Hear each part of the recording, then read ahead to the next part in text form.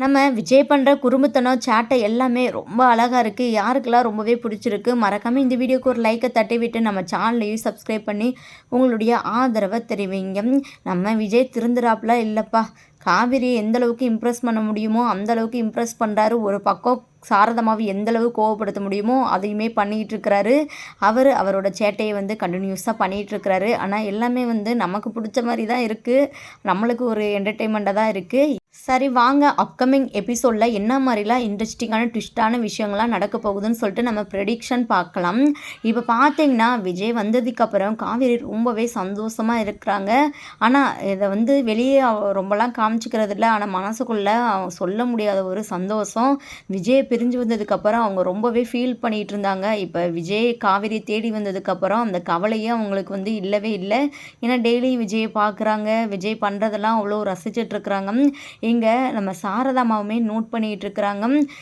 காவேரி ஃபேஸில் ஒரு குட்டி ஸ்மைல் எட்டி பார்க்குறத அவங்களுமே பார்த்திங்கன்னா பார்க்குறாங்க. என்ன இவ இத்தனை நாளாக வந்து ஒரு மாதிரி நடந்துட்டு இருந்தா, இப்போ வந்து நல்லாவே சந்தோஷமாக இருக்காளே. இது எல்லாம் இந்த விஜய் வந்ததுக்கப்புறம் தான். அந்த பையன்தான் எல்லாத்துக்குமே காரணம். அவள் சந்தோஷமாக இருக்கட்டும், அதுதான் எனக்கு வேணும். ஆனால் இந்த பையனால் வந்து காவேரி சந்தோஷப்படக்கூடாது. இவனை மறக்கணும்னு சொல்லிட்டு நான் அவகிட்ட சத்தியம் கொண்டு வாங்கினா இவ வந்து இன்னுமே அந்த பையனை நினச்சிட்டு இருக்காளே. இதுக்கு ஒரு முடிவு கட்டணும். இந்த பையன் வேறு இப்படி அட்டகாசம் பண்ணிகிட்டு இருக்கான், எனக்கு சுத்தமாக பிடிக்கல. சாரதா, நீ இப்படியே விட்டுட்டு இருந்தனா உன் பிள்ளை வாழ்க்கை தான் போகும், இன்னுமே நாசமாக போயிடும், காவேரி இன்னுமே கஷ்டப்படுவா. இதுக்கு ஒரு முடிவு கட்டு அப்படின்னு சொல்லிட்டு இங்கே சாரதம்மா மனசுக்குள்ளேயே வந்து நினச்சிட்டு இருக்கிறாங்க. இப்போ மறுபடியுமே பார்த்தீங்கன்னா நம்ம தாத்தாவுக்கு சாரதம்மா வந்து கால் பண்ணுறாங்க. சாரதா கால் வரவுமே பார்த்தீங்கன்னா தாத்தா ரொம்பவே பதறி போகிறாங்க. இந்த விஜய் பையன் இன்னும் அங்கே என்ன தான் பண்ணிட்டு இருக்கிறான்னு தெரியலையே, இன்னைக்கு என்ன பண்ணான்னு தெரியலையே, சாரதா வேற கால் பண்ணுறான்னு சொல்லிட்டு ரொம்பவே யோசிச்சுட்டு இருக்கிறாங்க. மறுபடியும் சாரதா கால் பண்ணிகிட்டே இருக்கிறாங்க. சரி என்ன ஆச்சுன்னு தெரில, கேட்போம் அட்டன் பண்ணி அப்படின்னு சொல்லிட்டு ரொம்பவே பயத்தோட தான் வந்து நம்ம தாத்தா வந்து அட்டன் பண்ணுறாங்க. எடுத்ததுமே சாரதா வந்து ஒரு மாதிரி பேசுகிறாங்க. ஐயா என்ன தான் நினச்சிட்ருக்குறீங்க? நாங்கள் வந்து உங்களவுக்கு வசதி இல்லாதவங்க தான், அதுக்காக வந்து உங்கள் பணத்திமுறைலாம் வந்து எங்ககிட்ட வந்து காமிக்காதீங்க. நாங்கள் என்ன பண்ணுறது சொல்லுங்கள். நாங்களே ரொம்பவே கஷ்டப்படுறவங்க, எங்களால் வந்து திடீர்னு வேறு வீடெல்லாம் பார்த்து போயிட்டுருக்க முடியாது. எங்களுக்குன்னு ஒரு மரியாதை இருக்குது. ஆனால் வந்து உங்கள் பேரை வந்து எங்கள் நிம்மதி எல்லாத்தையுமே வந்து கெடுத்துட்ருக்குறான். இதுதான் நீங்கள் வந்து அந்த பையனுக்கு சொல்லி கொடுத்து வளர்த்த லட்சணமா? ரொம்பவே ஒரு தப்பான கேரக்டராக இருக்கான். பெரியவங்களை எப்படி மதிக்கணும்னு தெரில, எப்படி நடந்துக்கணும்னு தெரில. ஏன் இந்த மாதிரிலாம் வந்து பண்ணிகிட்ருக்கிறாரு? நேற்றெல்லாம் ரொம்பவே குடிச்சிட்டு அட்டகாசம் பண்ணிட்டுறாரு. பார்க்கவே ஒரு மாதிரி அப்படியே கோவம்தான் வருது. தயவு செஞ்சு உங்கள் பேரனை உங்கள் வீட்டுக்கு கூப்பிட்டு போயிருங்க. அவரை பார்க்க எனக்கு நிம்மதியே தொலையுது. மறுபடியுமே வந்து காவேரி வந்து அந்த பையனை நம்பி போயிடுவான்னு சொல்லிட்டு இதுக்கப்புறம் வந்து நான் பேச மாட்டேன். வேறு வழியில் தான் இதை வந்து நான் டீல் பண்ணுற மாதிரி இருக்கும். போலீஸ் கம்ப்ளைண்ட் கூட நான் கொடுத்துருவேன், என்னானாலும் பரவாயில்லன்னு சொல்லிட்டு என்னென்னமோ வந்து சாரதம்மா வந்து பேசுகிறாங்க. எங்கள் தாத்தாவை ரொம்பவே ஃபீல் பண்ணுறாங்க. ஏமா சாரதா இப்படிலாம் பேசிகிட்டு இருக்கிற, நீ விஜயை ரொம்பவே தப்பாக புரிஞ்சிட்ருக்க. அவன் ரொம்பவே நல்ல பையமா, நாங்கள் வந்து அவனை நல்லா தான் வளர்த்துருக்கோம், உனக்கு தாம்மா அது புரியலை. அவன் தப்பு பண்ணிட்டான் தான், நாங்கள் வந்து அவன் தப்பை நியாயப்படுத்த விரும்பலை. ஆனால் நீ அவனுக்கு வந்து ஒரு வாய்ப்பை வந்து நீ கொடுக்கலாம், அது தப்பு இல்லையேம்மா. அவன் எந்தளவுக்கு காவேரியை விரும்புனா இந்த மாதிரி அவன் வீட்டை கூட விட்டு இப்படி தனியாக ஒரு வீடு எடுத்து இந்த மாதிரிலாம் கஷ்டப்பட்டு இருப்பேன். அவன் சாப்பாடு கூட என்ன பண்ணலான்னு சொல்லிட்டு தெரியலை. ஹோட்டல் சாப்பாடு சாப்பிட்டாலுமே அவனுக்கு வந்து செட் ஆகாது.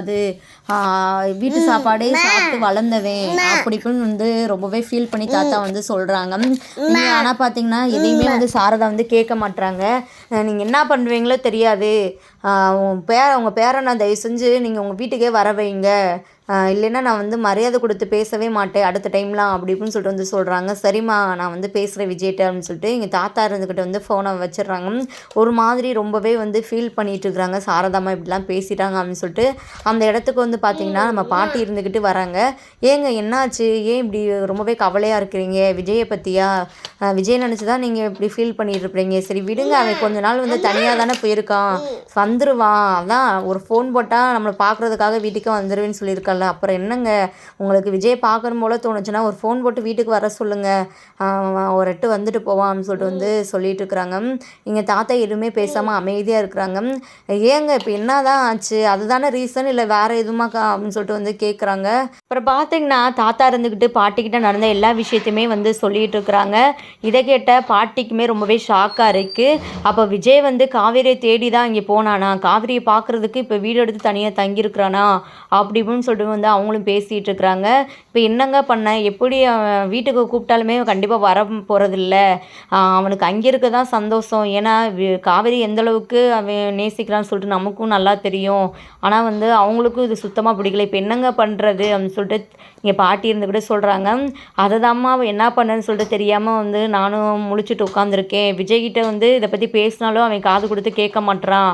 அன்னைக்கே வந்து ஃபோன் போட்டு நான் சொன்னேன், இந்த மாதிரிலாம் சொல்கிறாங்கப்பா, நீ எதுக்கு அங்கே இருக்கிற, வா நம்ம வீட்டுக்கு அப்படின்னு சொல்லிட்டு கூப்பிட்டதுக்கு அவன் பேசிகிட்டு இருக்கும்போதே வந்து ஃபோனை கட் பண்ணிட்டான். இனியும் அப்படி தான் வந்து பண்ணுவான், என்ன பண்ணுறதுன்னு எனக்கே ஒன்றும் புரியலம்மா அப்படின்னு சொல்லிட்டு வந்து ரொம்பவே தாத்தா ஃபீல் பண்ணி பேசிகிட்டு இருக்கிறாங்க. இங்கே பாட்டி இருந்துக்கிட்டு இந்த சாரதா வேறு இப்படிலாம் பேசணும்னு சொல்லிட்டு சொல்கிறீங்க, விஜய் எதுக்காக அங்கே போய் இப்படி கஷ்டப்பட்டு அசிங்கப்பட்டுட்டு இருக்கிற, எல்லாம் காவேரிக்காக தானே, அவங்க பொண்ணுக்காக தானே இப்படிலாம் அந்த பையன் பண்ணிகிட்டு இருக்கிறான், அதை கூட அந்த சாரதனால் புரிஞ்சுக்க முடியல, இப்படிலாம் வந்து பேசிகிட்டு இருக்கிறாங்க அந்த மாதிரி வந்து பாட்டியம்மா சொல்லிட்டு இருக்கிறாங்க. இங்கே தாத்தா பாட்டி ரெண்டு பேருமே பேசிகிட்டு இருக்கிறத வந்து ஒரு பக்கம் எப்போதும் போல் ராகினி வந்து ஒட்டு கேட்டுறாங்க. அவங்களுக்கு ரொம்பவே அதிர்ச்சியாக இருக்குது. இப்படியே வந்து விட்டுட்டா கண்டிப்பாக விஜய் வந்து காவேரியை சமாதானப்படுத்தி வீட்டுக்கே கூட்டு வந்துடுவான் போலையே, இது நமக்கு ஆபத்து தான், அவள் வந்துட்டா நம்மளை வீட்டை விட்டே துரத்திடுவா, அவள் ராஜ்யமாக தான் இருக்கும்.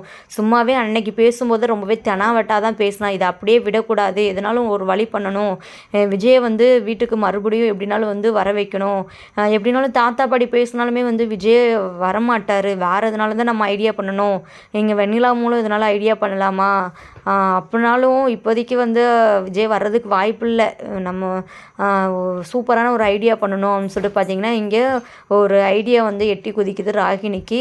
இங்கே தாத்தாவுக்கு இதனால ஒன்று ஆயிடுச்சுன்னா கண்டிப்பாக விஜய் வந்து தானே ஆகணும் இந்த நியூஸ் போச்சுன்னா அப்படின்னு சொல்லிட்டு இங்கே தாத்தா எப்போதும் சாப்பிட்ற மாத்திரையை வந்து பார்த்திங்கன்னா மாற்றி வச்சிடுறாங்க.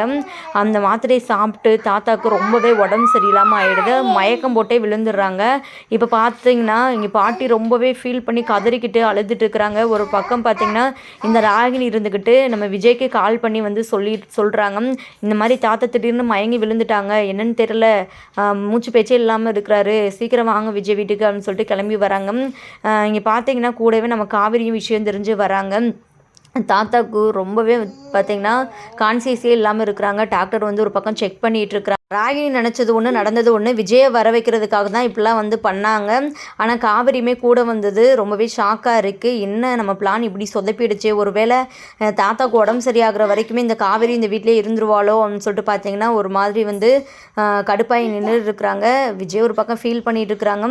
இந்த மாதிரி பல இன்ட்ரெஸ்டிங்கான விஷயம்லாம் பார்த்திங்கன்னா அப்கமிங் எபிசோடில் நடக்க அதிகமாகவே வாய்ப்பு இருக்குது. ஏன்னா இந்த ராகினி வந்து எதுனாலும் பண்ண தான் செய்வாங்க. அதுவும் இப்போ நம்ம விஜய் வந்து காவேரியை சமாதானப்படுத்துறதுக்காக தான் போயிருக்கிறான்னு சொல்லிட்டு கண்டிப்பாக தாத்தா பாட்டி மூலம் வந்து ராகினிக்கு தெரிய வரும்.